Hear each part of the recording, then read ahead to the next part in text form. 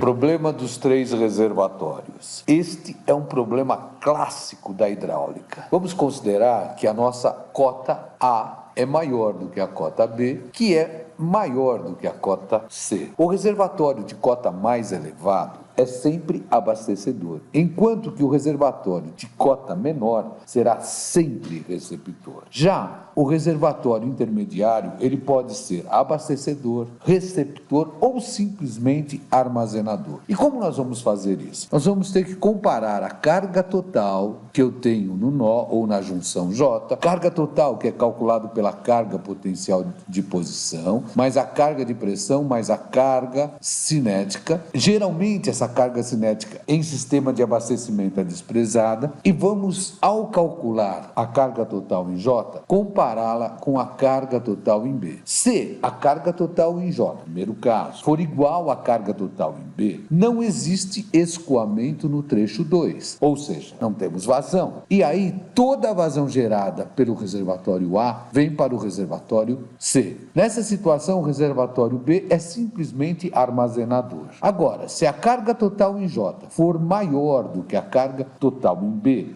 automaticamente o reservatório B será um reservatório receptor. Então a vazão gerada pelo reservatório A se divide na junção, parte vai para o B e parte vem para o C. Agora, se a carga total em J for menor do que a carga total em B, o B será agora um reservatório abastecedor. Então eu vou ter a vazão gerada por A mais a vazão gerada por B indo para o reservatório C. Essas serão as situações que nós poderemos ter no problema dos 3 reservatórios. Os reservatórios são destinados para compensar as variações diárias de vazão e garantir a distribuição da rede de abastecimento em caso de emergência, por exemplo, no caso de incêndio. Eles também têm a função de melhorar as condições de pressão d'água na rede de distribuição. Exemplos: ponto mais alto deve ter uma pressão mínima de 10 metros de coluna de água. Já o ponto mais baixo pode ter uma pressão máxima de 50 metros de coluna d'água. Reforçando, os reservatórios têm a finalidade de regularizar a vazão, assegurar o abastecimento, garantir a reserva contra incêndio e regularizar pressões. Observem os reservatórios no próximo exemplo. Isso aqui é um sistema de abastecimento de uma cidade em Minas Gerais. A questão básica no caso do problema de 3 reservatórios é saber como as vazões são distribuídas pelos 3 condutos na condição de regime permanente, ou seja, a somatória das vazões no nó tem que ser igual a 0 se o escoamento está ocorrendo em regime permanente, ou seja, a somatória das vazões que entram tem que ser igual à somatória das vazões que saem. Esse problema clássico apresenta várias possibilidades para sua solução. E isto mostra a existência de vários caminhos a seguir. Soluções, o profissional da engenharia tem que ter iniciativa. Geralmente iniciamos impondo que a carga total no nó, ou seja, na junção, a carga total em J, é igual à carga total em B. E com isso determinamos a vazão do trecho 1, já que não teremos a vazão no trecho 2. Então acharemos a vazão no trecho 1. Com a vazão que calculamos aqui, vamos determinar a carga total em J. Calculada essa carga total em J, ela deve ser comparada com a carga total em B. Se a carga total em J for igual à carga total em B, acabou o problema. E o reservatório B é só um reservatório armazenador. Agora, se a carga em J for maior do que a carga em B, o reservatório B é receptor. O que nós iremos desenvolver para essa situação vale também para quando a carga total em J for menor do que B. A única diferença é que o reservatório B passará a ser, no caso, se o HJ for menor do que HB, será também um reservatório abastecedor. Vamos analisar na situação onde ele é receptor. Nessa situação, eu gero uma vazão Q1, chega essa vazão Q1, ela se divide em Q2 e Q3. Pela equação da continuidade, nós sabemos que Q1 tem que ser igual a Q2 mais Q3. Agora, eu vou aplicar a equação da energia do nível A até o nó. Eu vou ficar com a carga total em A igual à carga total no nó, ou na junção, mais a perda de carga que eu tenho no trecho 1. Ora, quando eu for calcular a carga total em A, como aqui está aberto a atmosfera e eu trabalho na escala efetiva, a carga de pressão será zero. Como o escoamento se dá em regime permanente, o nível de reservatório também tem velocidade igual a zero. Portanto, a carga total em A vai ser somente a carga potencial de posição. Então, o meu HA será só ZA. Minha carga total em J mais a perda de carga. Vamos impor que essa perda de carga será calculada por K1 vezes a vazão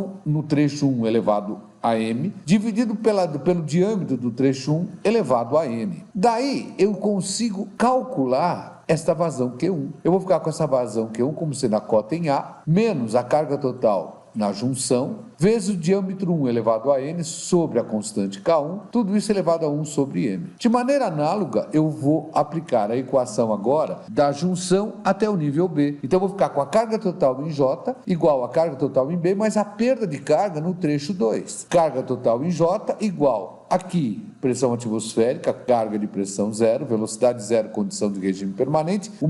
A minha carga total em B é só a minha cota Z. Então, eu vou ficar carga total em B como ZB, mais uma constante K2, que é a constante referente ao trecho 2, vezes a vazão no trecho 2 elevado a M, dividido pelo diâmetro 2 elevado a N. Então, novamente, eu posso calcular a vazão no trecho 2, que seria a carga total em J, menos a cota em B, vezes o diâmetro do trecho 2 elevado a N, dividido pela constante K2, tudo isso elevado a 1 sobre M. E agora? Vou aplicar a equação da energia da junção até o nível C. Analogamente, eu vou ficar com a carga total em J igual a carga total em C mais as perdas no trecho 3. Novamente, pressão atmosférica, escala efetiva zero, velocidade zero, condição de regime permanente. Então, a minha carga total em C vai ser só a cota, só a carga potencial de posição. E a perda de carga, novamente, a constante agora do trecho 3, vezes a vazão do trecho 3 elevado a M, diâmetro do trecho 3 elevado a N. E com isso eu tiro a vazão nesse trecho 3, que será a carga total na junção, menos a cota em C, vezes o diâmetro do trecho 3 elevado a N, sobre a constante do trecho 3, tudo isso elevado a 1 sobre M. E agora? Bom, agora nós estamos com 4 equações a 4 incógnitas. Observem, eu tenho pela equação da continuidade, Q1 igual a Q2 mais Q3, eu tenho o cálculo da vazão Q1, eu tenho o cálculo da vazão Q2 e eu tenho o cálculo da vazão Q3. Os valores de M, N e K, I, seja o K1, K2 ou K3, vai depender de como estamos calculando as perdas de carga. Vamos supor que as perdas vão ser calculadas pela fórmula universal. Nessa situação, se eu calculo pela fórmula universal, eu tenho coeficiente de perda de carga distribuída, comprimento do trecho, diâmetro interno do trecho, vazão no trecho ao quadrado, 2 vezes a aceleração da gravidade,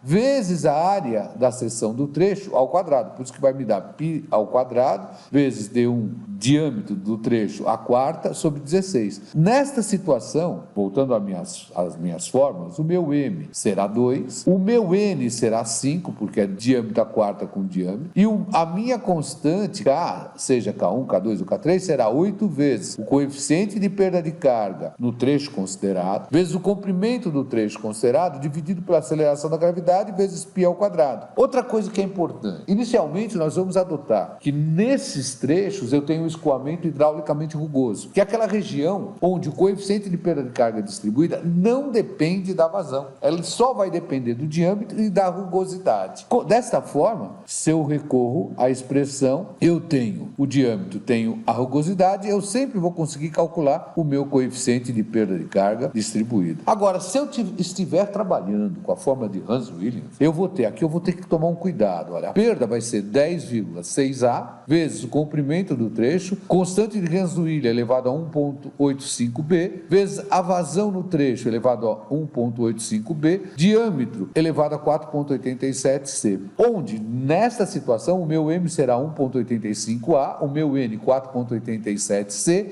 e o meu K seria 10,6A vezes o comprimento do trecho, vezes a constante de Hans-Williams do trecho, elevado a 1,85b. Se eu recorro ao professor Azevedo Neto, o meu A é 43, ou seja, eu ficarei com 10,643. O meu B é 0, então eu só fico 1,85, 1,85. E o meu C também é 0, então eu fico só com 4,87. Agora, se eu já vou para o professor Rodrigo de Melo Porto, o meu A vai ser 5, então eu vou ficar com 10,65. O meu B é 0, fico com 1,85. O meu C é 0, fico com 4,87. Agora, se eu recorrer ao professor Álvaro Bach, eu vou ficar com A 5, então vai ficar 10,65. O B vai ficar 2, então eu vou ficar com C elevado a 1,852. E o meu C é 0, fica 4,87. Agora, se eu for para o Jean Paul fala que o meu A é 75, eu vou ficar com 10,675. O meu B é 2, então aqui 1,85, 2, que seria o meu M, e o meu C é 1, então o meu N fica 4,871. Aí, dependendo de qual autor iremos utilizar na solução do problema, faremos os acertos devidos, sempre justificando qual que nós adotamos.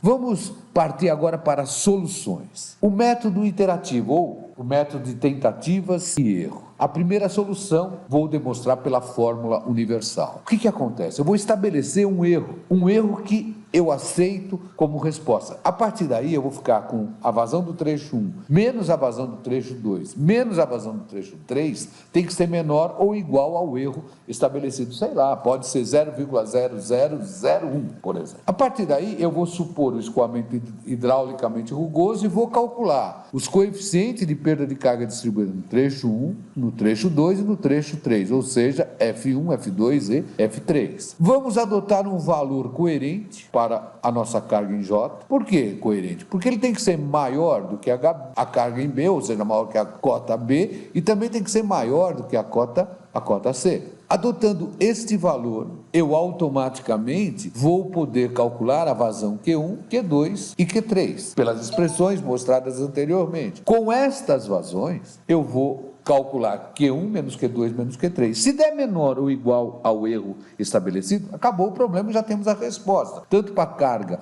em J, carga na junção, como para as vazões dos trechos 1, 2 e 3. E se não for menor ou igual, for maior, nós vamos repetir o procedimento até que a condição estabelecida, ou seja, o valor de Q1 menos Q2 menos Q3 seja menor ou igual ao erro. Vamos aplicar esse método, vamos aprender fazendo. Vamos considerar o seguinte problema dos 3 reservatórios. Se todos os tubos são feitos de concreto, a rugosidade K 0,6 metro, essa rugosidade é o nosso epsilon, tá? E a água na temperatura de 20 graus Celsius, calcule a vazão em cada tubo. Daqui, eu tenho o meu reservatório A, uma cota de 120 metros, eu tenho o reservatório B numa cota de 100 metros, eu tenho o reservatório C numa cota de 80 metros. O meu trecho 1 tem um diâmetro interno de 30 centímetros e um comprimento de 1.000 metros. O meu diâmetro 2 tem um diâmetro interno de 50 centímetros e um comprimento de 4.000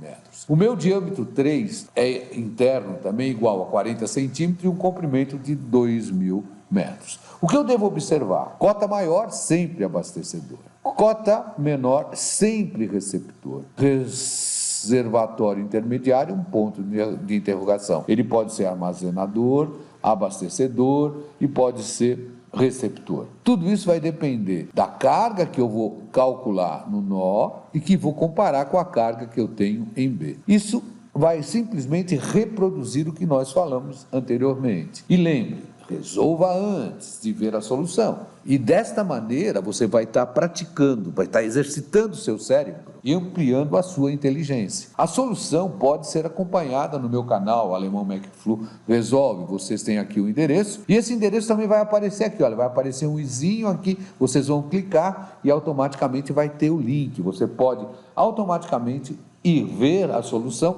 que o vídeo que você está assistindo vai ficar parado nesse ponto. Você assiste a solução e vai comparando com o que você está fazendo. Mas é fundamental que você faça antes de ver a solução. Vamos agora pegar um outro exemplo, que nós vamos aplicar também o método interativo, porém, vamos recorrer ao Excel para facilitar a obtenção da convergência para a resposta.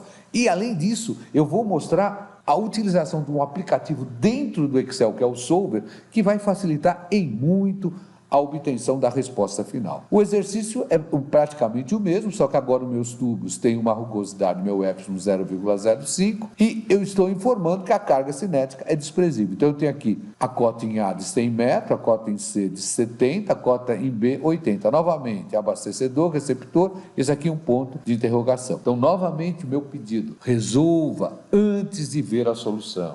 Mas lembre também que a solução está no meu canal Alemão McFlu Resolve, está aqui o endereço, e novamente ele vai estar aqui, vai ter o izinho, você também vai poder acessar a solução desse exercício pelo izinho. Mais um, obtenha a solução pelo método interativo, também recorrendo ao Excel e ao seu aplicativo Solver, para você realmente verificar se você entendeu os problemas anteriores, é o aprender fazendo. Novamente, considerando a instalação a seguir e os dados da tabela 1, então eu tenho aqui, olha, trecho AD, trecho DB, trecho DC, eu tenho os comprimentos, diâmetros internos e eu já foi fornecido os coeficientes de perda de carga distribuído. Novamente eu imploro, faça antes de ver a solução. Mas se quiser ver a solução, agora aqui é uma solução para quem gosta de ler e que tem pressa, é uma solução rápida que foi obtida pelo aplicativo Doodle. É um vídeo de apenas 4 minutos. Está aqui o endereço para você acessar o vídeo. E novamente ele também vai estar aqui no izinho. Você também vai poder acompanhar a solução deste exercício. Agora, vamos ver uma outra situação. Eu afirmei no começo que eu tinha várias possibilidades para obter as soluções. Vamos pegar uma que foi nos passada pelo professor Mauro Gonçalves. Além de amigo, um cara muito competente. Então o professor Mauro deu a seguinte dica. Lembre-se que no cálculo numérico você estuda resoluções de equações não lineares, que é o nosso caso. Para resolver as equações não lineares, um dos métodos é a intersecção de cordas, ou como alguns autores chamam, de intersecção de curvas. Para isso, nós vamos ter que reescrever a equação 2 partindo da equação 1. Então, lembra, a equação 1 era oriunda da equação da continuidade. Somatório das vazões que entram igual ao somatório das vazões que saem. E a partir daí, nós calculávamos, através da equação da energia e do cálculo da perda de carga, nós calculávamos a vazão 1, a vazão 2 e a vazão 3. Então, aqui eu tenho a vazão 2 mais a vazão 3 igual a vazão 1. Essa somatória eu vou chamar de F. E essa aqui eu vou chamar de G. A partir daí, o que nós vamos fazer? Nós vamos atribuir valores coerentes para a carga total em J. E vamos calcular F e vamos calcular G. E vamos montar uma tabela, simplesmente. Nós vamos ter, em função do nosso HJ, que foi adotado, que simplesmente são números que a gente adotou coerente. O A é um número qualquer, claro, real, positivo. O B também, o C também. Eu entro com a carga total em J e calculo o F, já que é a soma, só vai depender do HJ. E vou calcular o G também. Formando essa tabela, eu construo uma representação gráfica de F em função de HJ e de G em função de HJ. Então eu vou ter uma reta e a equação que eu obtenho pelo Excel. Eu vou ter uma reta e a equação que eu obtenho pelo Excel. Vou igualar estas equações e ao igualar eu vou achar a carga total em J que eu estou procurando. Quando eu achar essa carga total em J que eu estou procurando, eu automaticamente volto, calculo a vazão Q2, calculo a vazão Q3 e calculo a vazão Q1. Vamos ver a solução do problema anterior pelos ensinamentos do professor Mauro Gonçalves. Lá no YouTube, lá no Alemão McFlu Resolve, são apenas 10 minutinhos de vídeo. Está aqui o endereço para vocês acessarem a solução usando o cálculo numérico. Lembram, esse endereço também vai estar aqui no nosso izinho. Ó. E aproveitem também, lá nesse mesmo vídeo, vocês vão ver a solução que o aluno, Alan Ricardo, um ótimo aluno, Alan Ricardo de Souza Ferreira, apresentou. O Alan afirmava o seguinte, faço engenharia, não tenho medo de fazer conta. Então ele vai apresentar uma solução na raça e todas elas vão convergir para a mesma resposta. E isso vai justificar aquela frase inicial, olha, nós temos vários caminhos a percorrer. O que não pode acontecer é o engenheiro ficar indeciso em qual ir. Ele tem que adotar um e ver o que vai acontecer e aprender com ele. A partir daí, se ele quiser depois recorrer aos demais, é claro, cada vez que eu verificar que eu tenho mais do que uma solução, eu vou estar exercitando meu cérebro e ampliando a minha inteligência. Qualquer dúvida, entre em contato. Aqui agora, vamos deixar um exercício para verificar se vocês entenderam toda a aula. Resolvam esse exercício. É um exercício que eu tirei na net, está aqui da www www.academia.edu. E aqui estão as respostas aproximadas. A carga total em A vazão em 1, 40,19 litros por segundo, a vazão em 2, 22,7 litros por segundo e a vazão em 3, 17,47 litros por segundo. Resolvam e façam uma autoavaliação se vocês entenderam o problema dos 3 reservatórios. Ele vai ser muito importante para a gente estudar sistemas de abastecimento. Qualquer dúvida, entre em contato com raimundo.ignacio@escoladavida.eng.br. Não esqueçam de se inscrever no canal, de clicar no joinha e no sininho. Assim vocês me ajudam a dar continuidade a esse projeto. Bons estudos.